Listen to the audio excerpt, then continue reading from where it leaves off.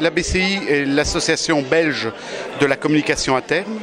Nous regroupons à peu près 200 membres des communicateurs internes qui sont dans des entreprises, des associations, des ONG, des hôpitaux, des administrations publiques, fédérales, locales, régionales. C'est une grande variété de communicateurs et donc aussi de centres d'intérêt. C'est ce qui fait un peu la richesse de l'association. Donc pour répondre à ces besoins-là, on essaye de diversifier au maximum les sujets proposés. On essaye aussi de varier les formes d'ateliers. Donc des débats, des ateliers où les communicateurs viennent avec leur cas, avec leur dossier, viennent faire examiner de manière critique leurs produits, leurs projets par des professionnels du secteur, mais aussi des foires, des salons où ils peuvent se rencontrer de manière plus informelle autour d'un petit verre et surtout, et ça c'est un aspect aussi très très important de l'association, c'est le réseautage. Donc avoir des contacts avec les gens du métier, mais pas nécessairement dans un cadre sérieux ou dans un cadre de réunion, mais dans un cadre qui donne envie le lendemain d'appeler un tel ou un tel que l'on a rencontré et qui nous paraissait avoir une info utile pour nous.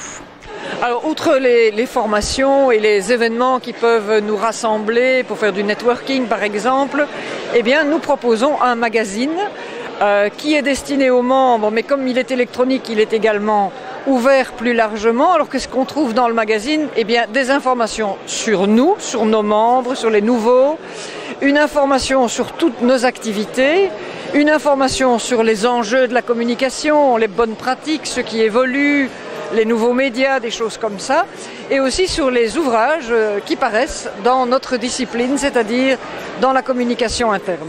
Depuis maintenant à peu près 2 ans, l'ABCI connaît un succès certain. Le nombre de membres augmente, la participation des membres augmente aussi. Un signe qui ne trompe pas, c'est qu'on a créé un espace sur LinkedIn où l'on compte non seulement une bonne grosse moitié des membres de l'ABCI qui sont très actifs, mais en plus des non-membres de l'ABCI. Oui, c'était important pour nous, en effet, d'être proches de nos membres. Et on a démarré il y a quelques mois un groupe de discussion. Et via ce groupe de discussion, eh ben, tous les gens qui sont repris dans le groupe peuvent lancer une discussion sur un thème pour lequel ils ont besoin d'une réponse, pour lesquels ils ont envie d'avoir d'autres avis. Et ça marche franchement bien et ça ouvre vraiment les horizons. Mais on a aussi voulu offrir un plus à nos membres. Et on leur a dédicacé une rubrique qui est accessible que pour eux, dans lesquels ils retrouvent toute une série de ce qu'on a appelé bonnes adresses. Et en fait, on y retrouve quoi? On y retrouve des fournisseurs avec lesquels nos membres ont déjà travaillé, dont ils sont satisfaits.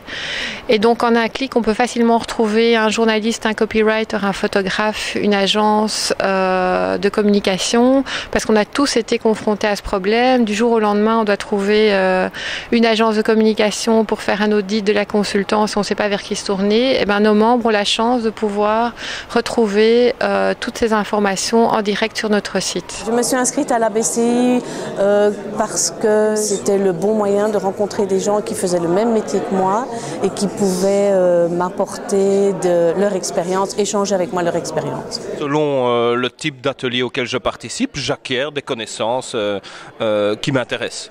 Et puis on peut même gagner des prix, ce qu'on a fait l'année passée je pense, et voilà, je suis heureux. J'apprécie beaucoup les ateliers organisés par la BCI parce qu'on y rencontre toute une série de personnes qui font effectivement le même métier que nous, qui sont confrontées à des problèmes similaires, qui nous apportent des solutions ou des angles de vue différents.